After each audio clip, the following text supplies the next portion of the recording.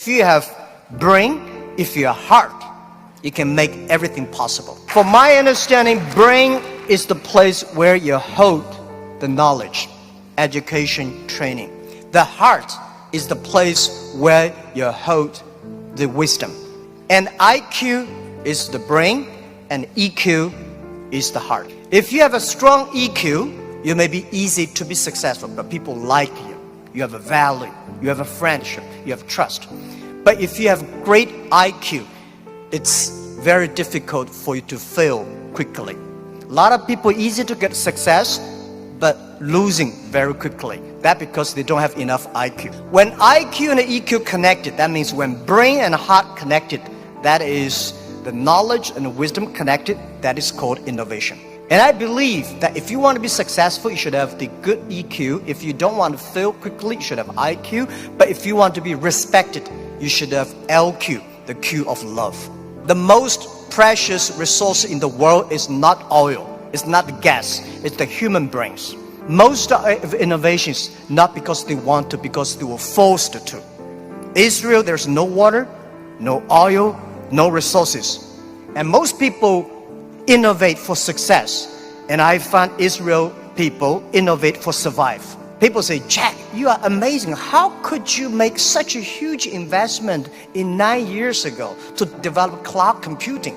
And you know nothing about technology. That is true, I know nothing about technology. I'm scared of technology. I was the first product tester of my company because I said, if I can use it, 80% of people can use it. 9 years ago, I know if we do not develop technology on cloud computing, Alibaba will bankrupt because we cannot afford the cost of IBM and Oracle. The cost of using this IT too expensive for us. So we have to innovate. We have to design a technology that is simple enough. If we can use that technology simple and cost effective, not only for Alibaba, it's also going to support millions of small business. We were forced. And the other thing is that, we have 11/11. November 11 is the largest shopping day of China. Last year, for the first minute of November 11, we had 80 million people came in first and second. With that good technology, our company will bankrupt immediately.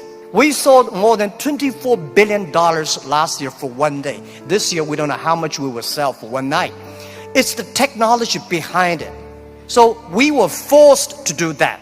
And today, a lot of people say, young people have no opportunities. I think that thing I've heard for 40 years. When I was young, I hate Bill Gates because I think Microsoft take all the opportunity. IBM, Oracle, they take all the opportunity. But later I found, when people start to complain, that is the opportunity. Most people keep on complaining. If you can solve the complaining, if you solve the problems, and that is the opportunity. Innovation is the way to solve anxiety, worries, unsatisfaction. Innovation is for happier life. We believe through the innovation, you can grasp the opportunity for success. The first technology revolution released the physical power of human beings. The second technology revolution released the distance. And this is the third technology revolution, release the human brains. We never satisfied with today. And the way to change yourself, to embrace this challenge is called innovation. And I would like to say, who are those kind of innovative people? Who are these kind of people? I would say those innovators, they look like crazy, stupid, lazy, and even liars. When we started Alibaba, I tell the story about I went to Silicon Valley raising fund. I talked to over 30 venture capitalists. They say, crazy. Alibaba, stupid, crazy name. And e-commerce in China won't work because China has no internet, China has censorship, no credit card, no deliver, nothing else. So they think it's impossible to make. They think, Jack, you're coming here to tell a lie. But we believe China has the future. We believe internet is going to change the China. And at that time, e-commerce in American style is only supported big companies. We believe small business. And people say, small business, they don't make money. How could you make money from them? They're right. We say, if small business in America, e-commerce for big companies, helping big company to cut the cost. We think helping small companies not to teach them how to cut the cost because they know better than you do.